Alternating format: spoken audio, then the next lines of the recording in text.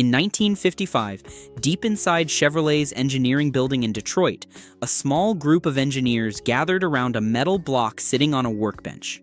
It didn't look revolutionary, it wasn't huge, it wasn't flashy, and it certainly didn't look like something that would change the entire American auto industry. There were no press cameras, no executives in expensive suits making speeches. Just a handful of tired engineers staring at a chunk of cast iron after months of sleepless nights and endless calculations. But inside that unassuming block was an idea that would completely rewrite how performance engines were built. Most people today know the Chevy small block as a legend. Car enthusiasts speak about it with a kind of reverence usually reserved for historical monuments. But what almost nobody realizes is that one specific version of it, the 283 cubic inch V8, quietly changed everything. Horsepower wars, high-revving American engines, fuel injection in a production car. All of it traces back to this one engine. And the craziest part? When Chevrolet first introduced it, almost nobody expected it to become the blueprint for the next 70 years of American performance. Not even the engineers who designed it could have predicted what they had just unleashed. To understand why the 283 mattered so much, you have to go back to the early 1950s and understand what American car culture looked like back then. Back then, American engines were big, heavy, and painfully slow compared to what was coming. The philosophy was simple. If you wanted more power, you built a bigger engine. More cubic inches meant more torque. And more torque meant your heavy Buick or Cadillac could cruise down the highway without breaking a sweat. Most V8s used what engineers call a long stroke design. The pistons traveled a long distance up and down the cylinders. That created lots of torque at low speeds, which was great for heavy sedans cruising down newly built interstate highways. But it came with a huge downside. They couldn't rev push them past 4,500 RPM and things started breaking. Bearings overheated. Oil pressure dropped dangerously low. Connecting rods stretched under the stress. Valve float became a serious problem as springs couldn't keep up with the engine speed. In other words, they weren't race engines. They were designed for comfort and reliability at highway speeds. Nothing more. Meanwhile, hot rodders across America were starting to experiment. In garages from California to New York, young mechanics were tearing apart factory engines and discovering their limitations. They wanted engines that could rev higher and make more power from smaller packages. They were frustrated. They knew there had to be a better way, and Chevrolet's chief engineer, Ed Cole, was paying very close attention. Cole wasn't your typical corporate engineer. He came from a racing background. He understood what performance meant at a visceral level. And he was convinced that Chevrolet could build something that would change the game entirely. In 1955, Chevy introduced the first-generation small block V8. It displaced 265 cubic inches and used a bore of 3.75 inches with a stroke of 3.0 inches. That short stroke was the key. It allowed the engine to spin faster than most American V8s of the time without tearing itself apart. The engineering world took notice. This was something different. But even then, Cole and his team knew they could push it further. They weren't satisfied with good. They wanted greatness. So in 1957, Chevrolet engineers took that original design and made one crucial change. They increased the bore to 3.875 inches while keeping the same 3.00-inch stroke. That small adjustment brought displacement up to 283 cubic inches. On paper, it didn't sound like much, just 18 more cubic inches. Barely worth mentioning in an era when some engines displaced over 400 cubic inches. In reality, it changed everything. Because now the engine had a bore-to-stroke ratio that was almost perfectly balanced for high RPM performance. The over-square design meant the pistons didn't have to travel as far, reducing stress and allowing higher engine speeds without catastrophic failure. And that's when things started getting very interesting. The standard 283 used a cast iron block with 5 main bearings supporting the crankshaft. Each cylinder bank had wedge-shaped combustion chambers and overhead valves operated by a single camshaft located in the block. Simple, compact, durable. The block itself was a masterpiece of efficient design. It weighed significantly less than competing V8s while maintaining excellent rigidity. The cylinder walls were thick enough to handle performance modifications, but not so thick that they added unnecessary weight. But Chevrolet engineers weren't interested in simple. They wanted power, real power, the kind that would make other manufacturers nervous. The base version of the 283 produced around 185 horsepower with a 2-barrel carburetor and a compression ratio of about 8.5 to 1. Perfectly respectable for the era, more than enough to move a family sedan with authority. But the high-performance versions were a completely different story. With a 4-barrel carburetor and a higher compression ratio of around 9.5 to 1, output jumped to 220 horsepower. The engine breathed better and responded more eagerly to throttle inputs. Then Chevy pushed it even further. Dual 4-barrel carburetors increased output to 245 horsepower. 2 carburetors meant more fuel and air could enter the engine at high RPM, keeping power levels strong throughout the rev range. And then came the version that shocked the entire industry: fuel injection. In 1957, Chevrolet introduced the Rochester mechanical fuel injection system on the 283.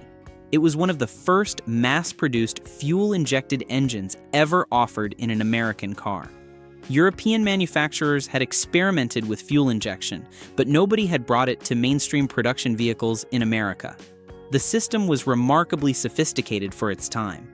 It used a high-pressure pump driven off the camshaft, delivering precisely metered fuel directly into the intake manifold.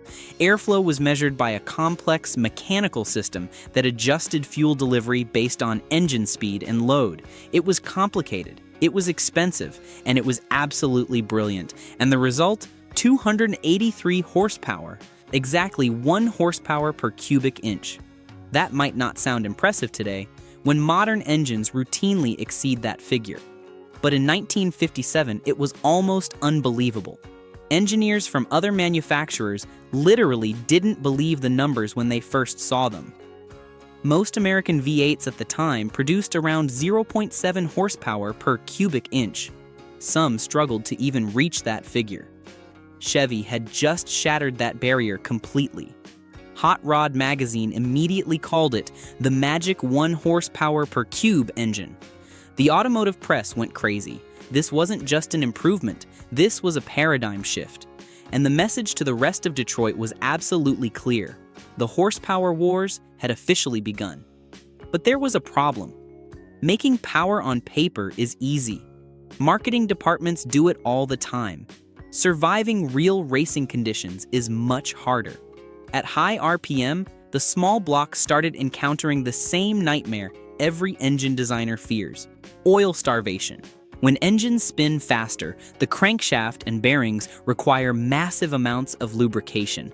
Oil has to flow constantly to create a protective film between metal surfaces. If oil pressure drops even for a moment, metal starts touching metal. Bearings overheat. Crank journals score. Engines explode in spectacular fashion. And early racing versions of the 283 were pushing well beyond 6,000 RPM regularly. That was dangerously high for the era. Most production engines of the time started complaining at 5,000 RPM.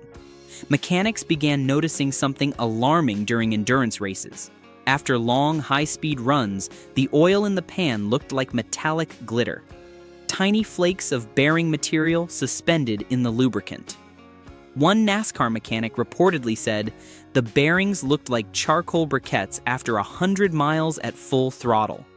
The standard oiling system simply couldn't keep up with the demands of sustained high RPM operation. So Chevrolet engineers went back to work. Failure wasn't an option. The reputation of the small block was on the line.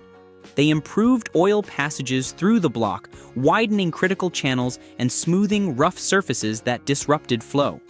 Oil pump capacity was increased substantially. The crankshaft was strengthened with better materials and improved manufacturing processes. Forged pistons became common in racing versions, replacing the cast units that couldn't handle the stress.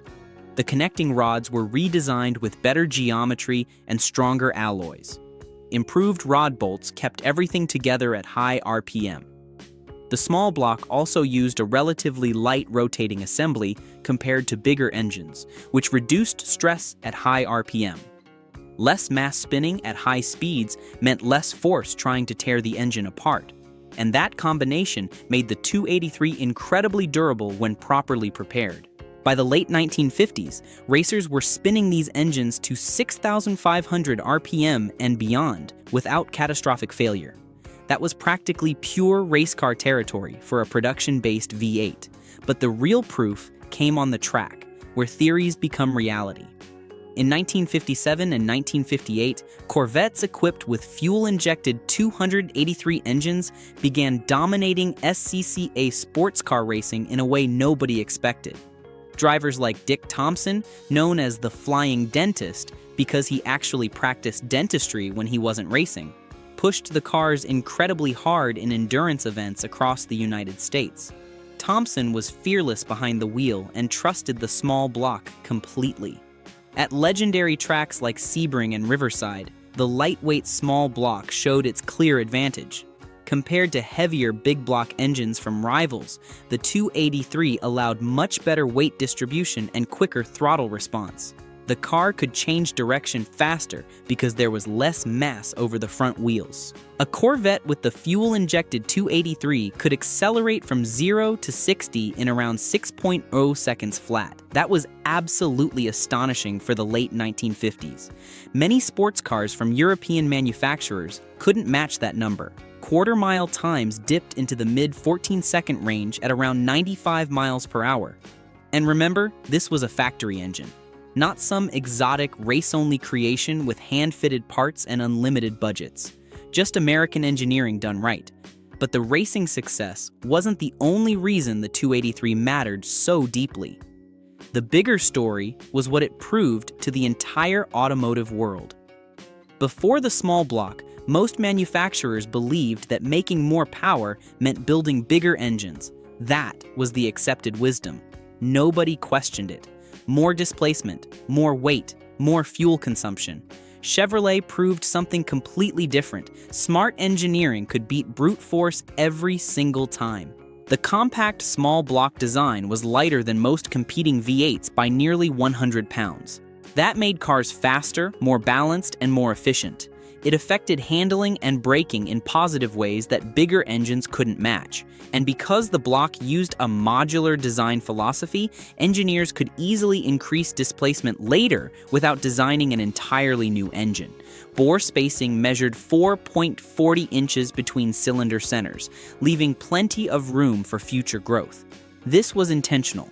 Cole and his team were thinking decades ahead, which is exactly what happened. The 283 quickly evolved into the 327 cubic inch small block in 1962. Bore increased to 4.0 inches, while stroke grew to 3.25 inches. Output climbed to an impressive 360 horsepower in fuel-injected Corvette trim. That was supercar territory by early 1960s standards. Then came the legendary 302 used in the Camaro Z28. That engine used a 4.0-inch bore with a shorter 3.00-inch stroke, designed specifically to meet displacement rules and dominate the Trans Am racing series. It revved like nothing else from Detroit. And eventually, the small block family expanded to the 350 cubic inch engine, arguably the most famous American V8 ever built. The 350 appeared in millions of vehicles and became synonymous with American performance. But none of those engines would exist without the foundation laid by the original 283. And Chevrolet knew exactly what they had created. Production numbers exploded throughout the late 1950s and into the 1960s. Between 1957 and 1967, millions of small block engines were built in various configurations. The 283 alone powered everything from Corvettes to humble Bel Air sedans to hard-working Chevrolet pickup trucks. It was affordable for average buyers, compact enough to fit almost anywhere, and incredibly reliable when properly maintained. In fact, some veteran mechanics still say the 283 might be one of the most durable small blocks Chevrolet ever made. The relatively conservative bore size meant thick cylinder walls and excellent longevity. Many of them ran well past 200,000 miles with nothing more than basic maintenance. Oil changes and tune-ups kept them running decade after decade. But by the late 1960s, the world was changing rapidly. The muscle car era was reaching its absolute peak, and manufacturers were chasing bigger and bigger horsepower numbers with massive big block engines. Cubic inches were king again, at least temporarily. The small block kept evolving and improving, but the original 283 began to fade from production. By 1967, Chevrolet phased it out of most passenger cars, replacing it with the larger 307 and eventually the ubiquitous 350. At the same time, new government regulations were beginning to reshape the entire industry in ways nobody anticipated. The Clean Air Act of 1970 forced manufacturers to dramatically reduce compression ratios and consequently horsepower. Engines were choked with emissions equipment. Insurance companies started charging enormous premiums for high-performance cars, making them unaffordable for young buyers who had driven the muscle car boom. And the golden age of high-revving V8 performance slowly came to a painful end. But the legacy of the 283 didn't disappear, not even close, because the architecture of that engine, the compact block design, the efficient cylinder heads, the high-revving short-stroke philosophy became the blueprint for decades of Chevrolet engines that followed.